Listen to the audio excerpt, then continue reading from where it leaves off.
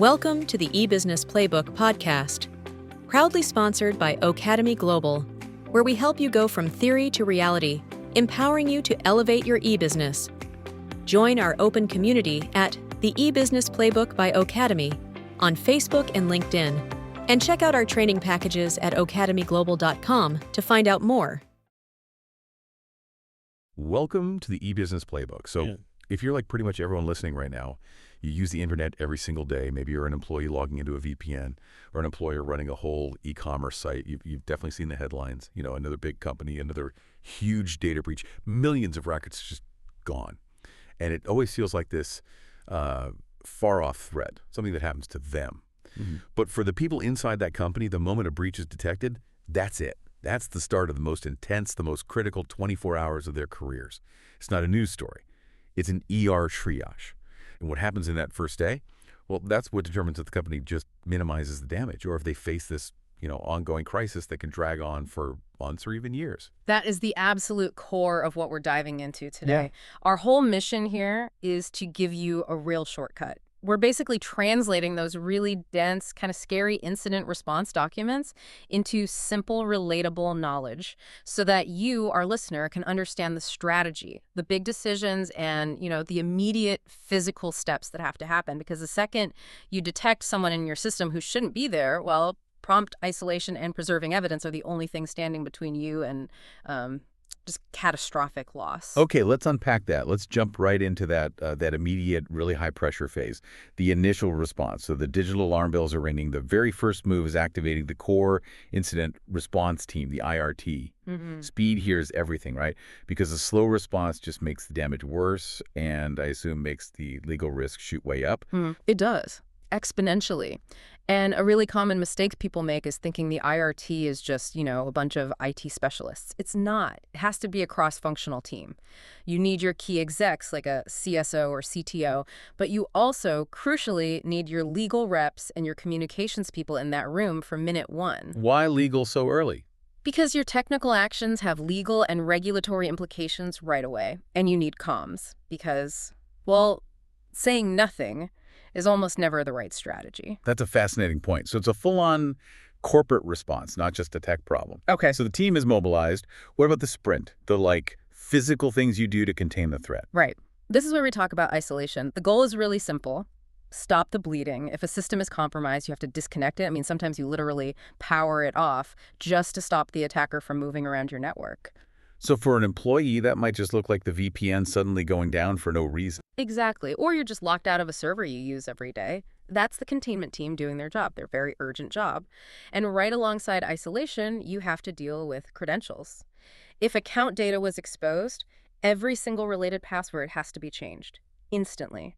And then there's the worst case scenario. If you even suspect it might be an insider breach, that person's access to everything, all IT systems and hardware, it has to be suspended immediately. It really sounds like speed is the only thing that matters at this point. So if I've found the weak link, why would I waste time assessing how big the problem is? Isn't it better to just, patch the hole and move on? That's a great question, and it's a natural impulse. But the response has to be proportional.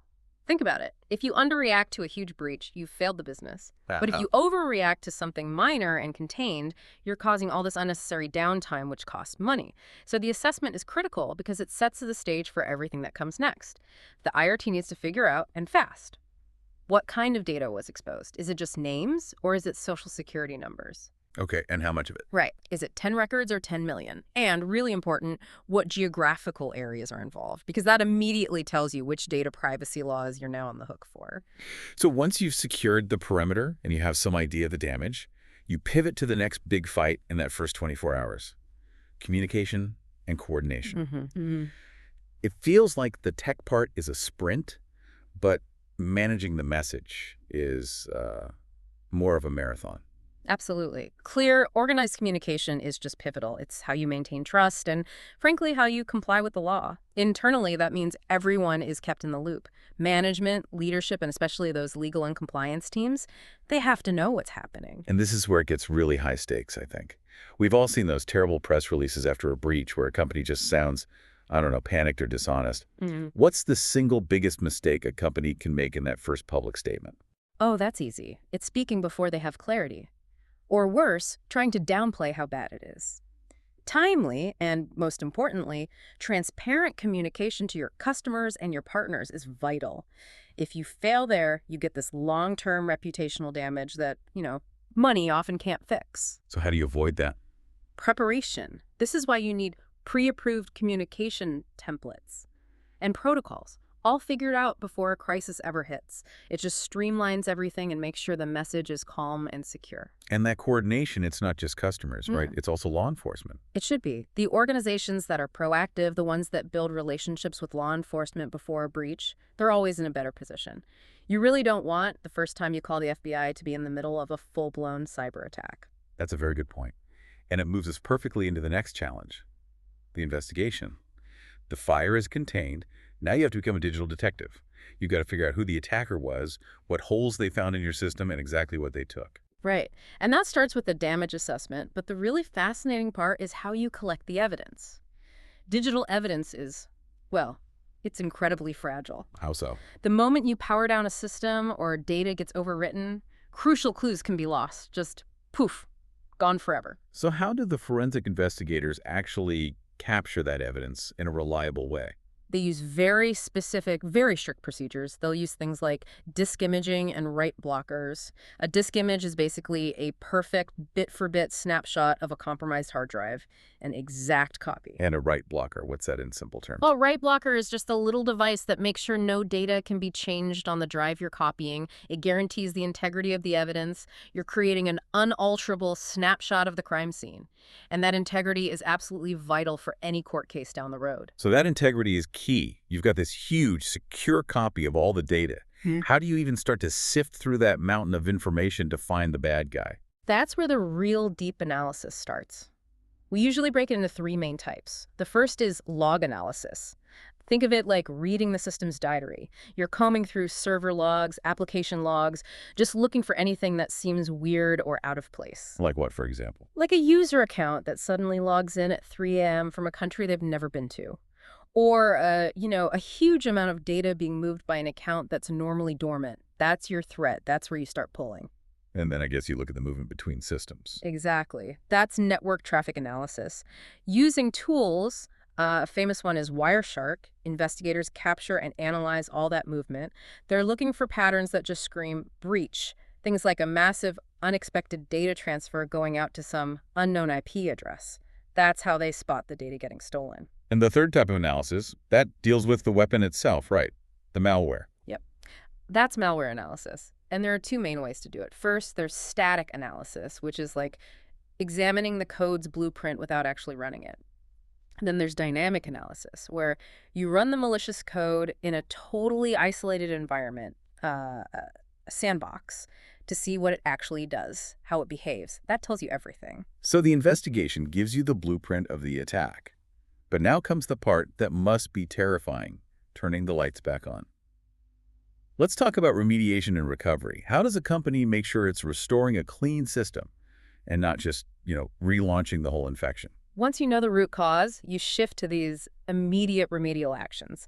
So you're disabling all the compromised accounts, blocking the malicious IPs, and patching every single vulnerability you found. This brings up a big question, I think. For anyone who's ever worried about losing their data, we always hear backups are important.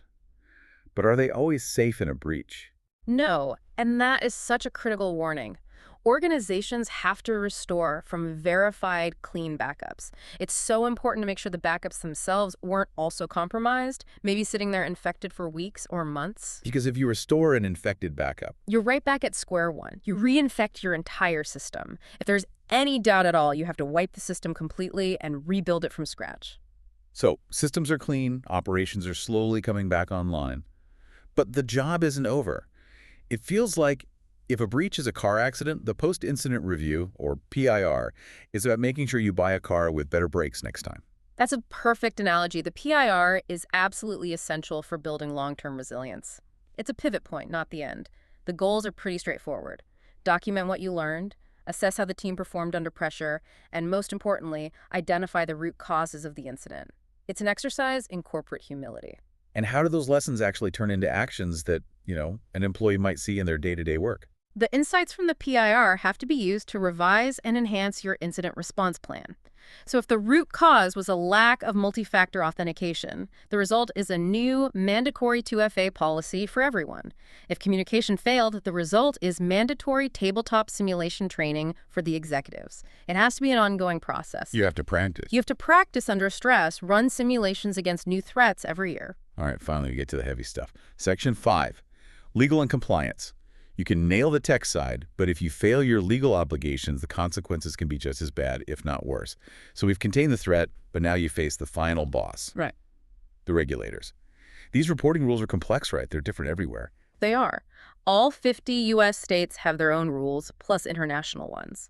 And the reports have to be specific. You have to list the categories of data affected, names, financial info, health records, and give an approximate count of how many people were impacted. And if we connect this to the bigger picture, the deadlines are incredibly strict and short.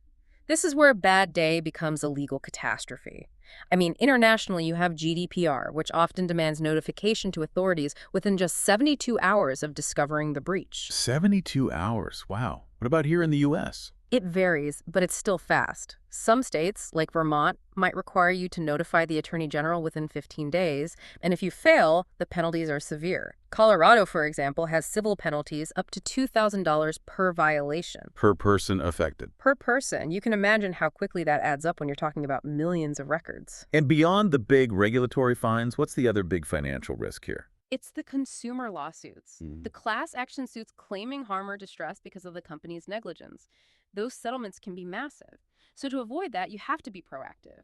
Have clear reporting procedures, do regular risk assessments, and have that written incident response plan ready to go before anything happens. That was an essential tour of what is, without a doubt, the most stressful 24 hours a business can go through. To summarize it all, you can think of it as 3 distinct battles you have to win. First up is the isolation battle. Immediate containment and team activation.